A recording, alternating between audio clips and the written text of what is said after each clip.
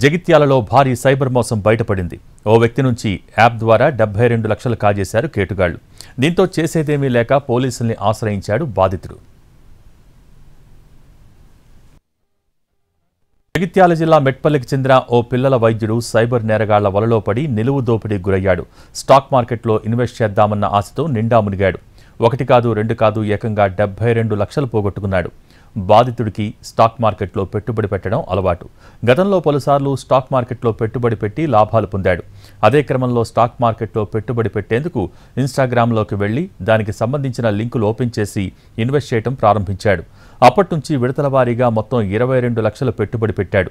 వెంటనే 50 లక్షలు కట్టాలని, లేదంటే క్రెడిట్ స్కోర్ పడిపోతుందని, లైఫ్ రిస్క్లో పడుతుందని కాలర్ చెప్పడంతో తన దగ్గర ఉన్న డబ్బుతో పాటు ఇంకొంత అప్పు చేసి మరో 50 లక్షలు కట్టాడు. ఆ తర్వాత జూన్ 26న ఐపీఓలో పెట్టిన పెట్టుబడి లాభం 1.27 కోట్లకు పెరిగిందని, మళ్లీ ఇంకో ఐపీఓ సబ్స్క్రైబ్ చేసుకోవాలని వాట్సాప్ కాల్ వచ్చింది.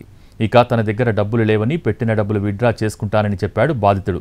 అలాగైతే 20% సర్వీస్ ట్యాక్స్ చెల్లించాలని, విత్డ్రా చేసుకునే మొత్తం 1.27 కోట్లలో 30% డిపాజిట్ చేయాలని అనటంతో కంగుతిన్నాడు.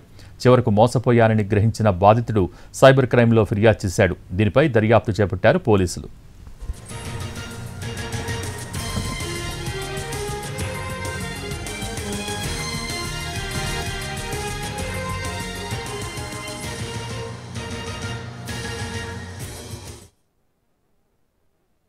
అతను స్టాక్ మార్కెట్లో ఇన్వెస్ట్ చేద్దాము అని చెప్పి ఒక లింక్ ఓపెన్ చేశాడు వాట్సాప్ గ్రూప్లో.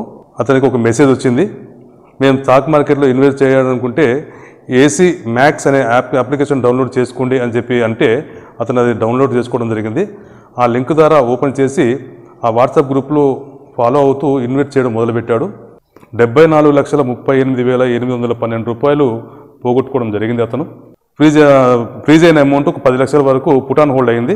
ఆ పుట్ ఆన్ హోల్డ్ అమౌంట్ అతనికి ఇవ్వడానికి మేము ప్రయత్నం చేస్తున్నాము. కోర్టు ద్వారా అది ఇవ్వడం జరుగుతుంది.